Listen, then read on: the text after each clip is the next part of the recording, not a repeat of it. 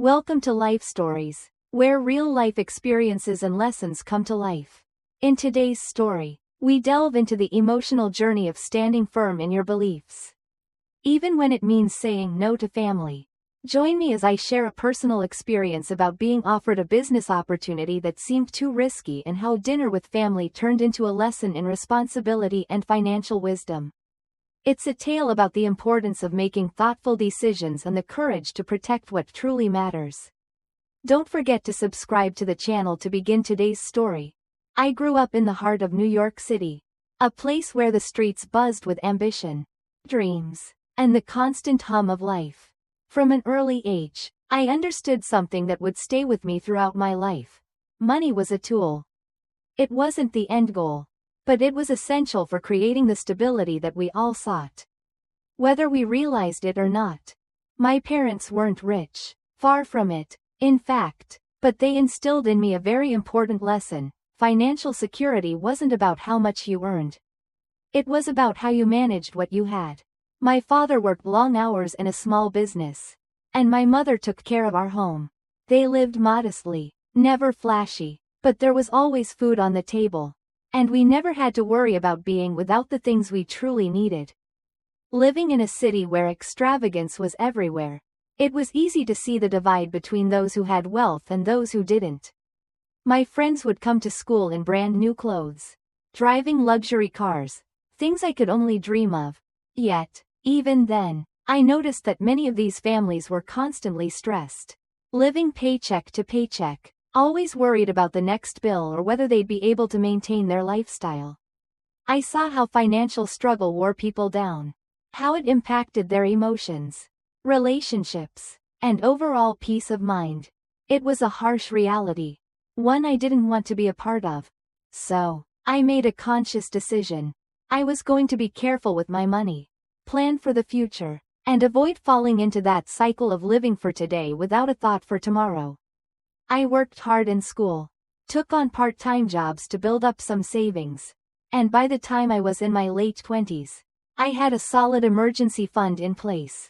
I wasn't living like a king, but I was comfortable. I had no debts, a small apartment that I owned, and a growing sense of financial independence. In stark contrast, my cousin Michael and his wife Emily were living a completely different lifestyle. Michael was a few years older than me, at 42, and Emily, his wife, was 40. They were always chasing the next big thing, constantly jumping from one business venture to another, convinced that each time, they were about to hit the jackpot. But each time, it failed. They didn't learn from their mistakes. Instead, they jumped into the next risky endeavor, hoping it would finally lead to their financial freedom. But what struck me the most about them was their attitude toward money. They lived big, they drove luxury cars, took expensive vacations, wore designer clothes, and indulged in every material possession they could get their hands on. Yet, they did all of this on credit, living far beyond their means, with little regard for saving or long-term financial stability. It was a lifestyle that seemed to revolve around appearances, about showing the world that they had made it, even when the reality was far different. I couldn't help but feel a sense of dread every time I saw them, knowing that they were walking a tightrope, one small misstep away from financial ruin. But despite all the warnings, they never seemed to take the time to really think things through. They were constantly selling me on their next big idea, business ventures that, in hindsight, never stood a chance of succeeding. It was no surprise when Michael called me one evening, asking if I wanted to meet for dinner.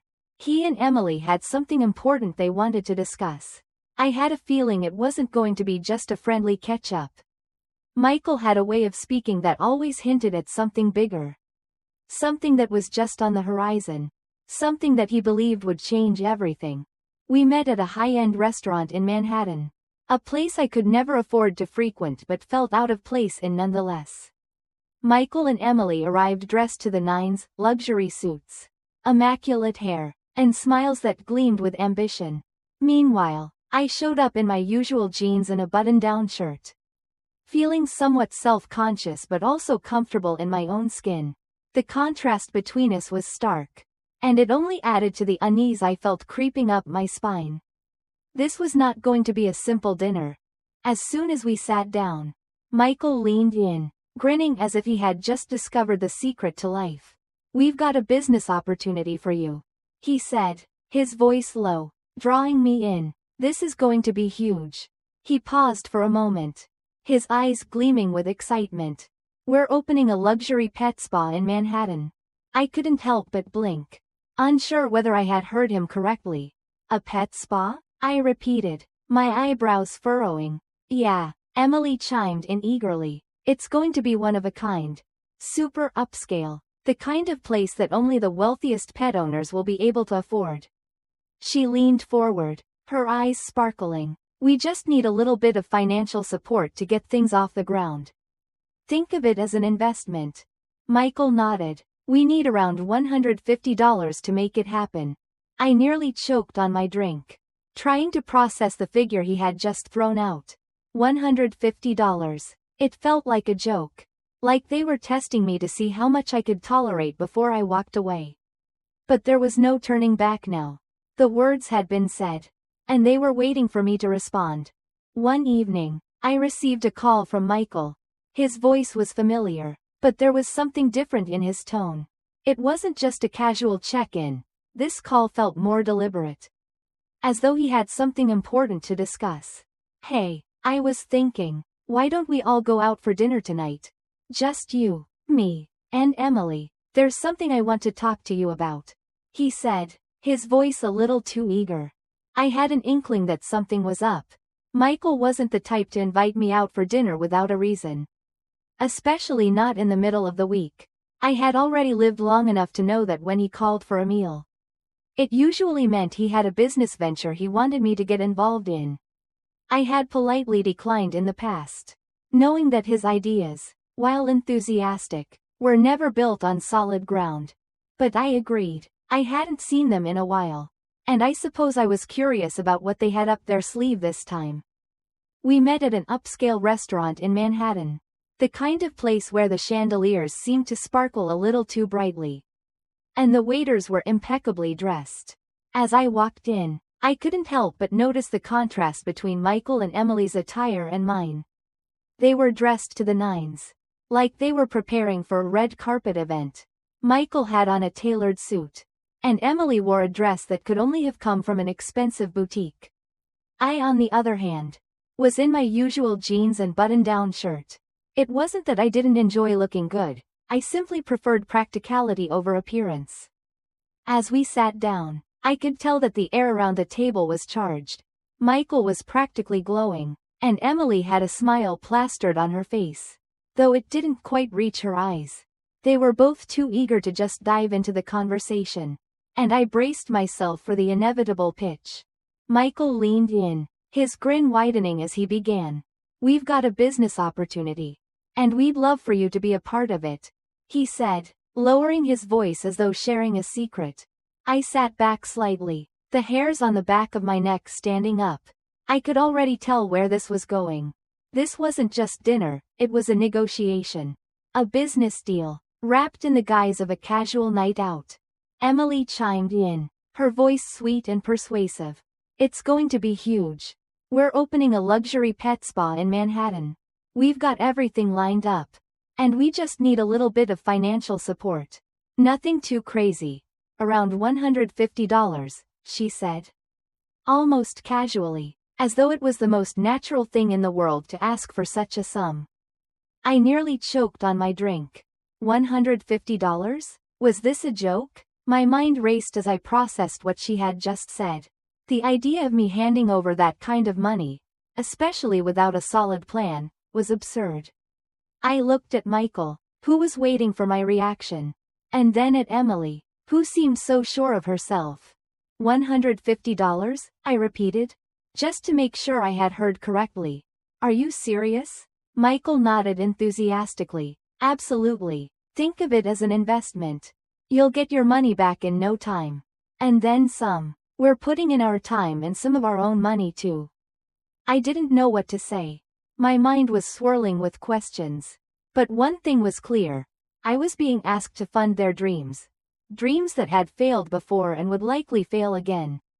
I wasn't going to throw my hard-earned savings into something so uncertain. I asked the question I knew was coming, even though I wasn't sure I wanted to hear the answer. So, how much are you two putting in? Michael shrugged. We're putting in time and some money. But we need the capital to get started. That's where you come in. I felt a sinking feeling in my stomach. It was always the same with them, chasing the next big thing, expecting someone else to bear the risk while they played at being entrepreneurs. I couldn't help but feel the frustration rising within me. These were my savings, my future security, and I wasn't about to gamble it away on someone else's pipe dream. I sat there, stunned, trying to process what Emily had just said. $150? I had to make sure I hadn't misheard.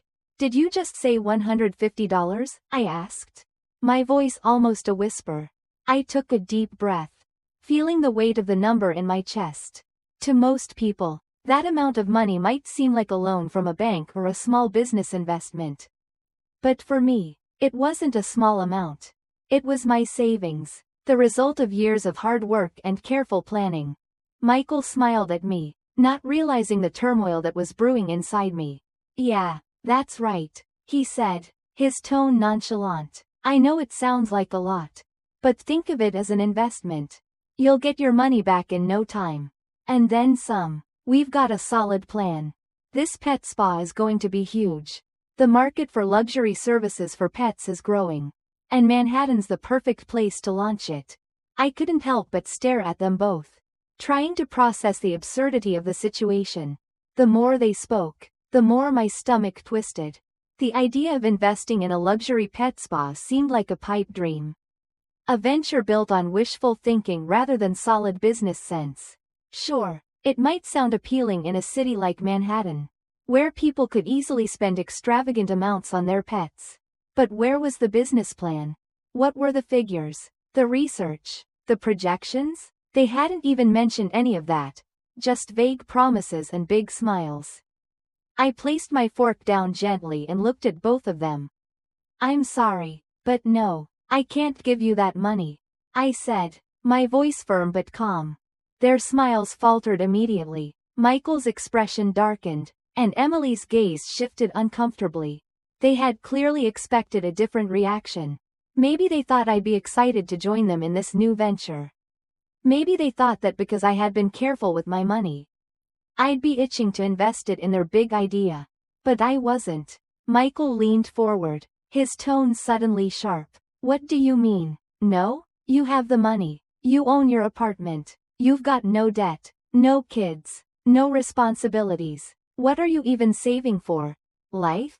Emergencies? Retirement? His voice carried a note of frustration, as if my refusal didn't make sense to him. I could feel the pressure mounting in the air, but I didn't back down. Yes, that's right, I replied. I save for life, things that actually matter. Emergencies, retirement, and the future. Not reckless business ventures that don't have a plan or any solid foundation. Emily's eyes narrowed, and she quickly jumped in, her voice dripping with sarcasm. Oh, come on, you can afford it. You've got everything you need. Why not help family? We're asking for your support, not a handout. I shook my head slowly, trying to maintain my composure. Helping family doesn't mean blindly throwing money into something that isn't well thought out.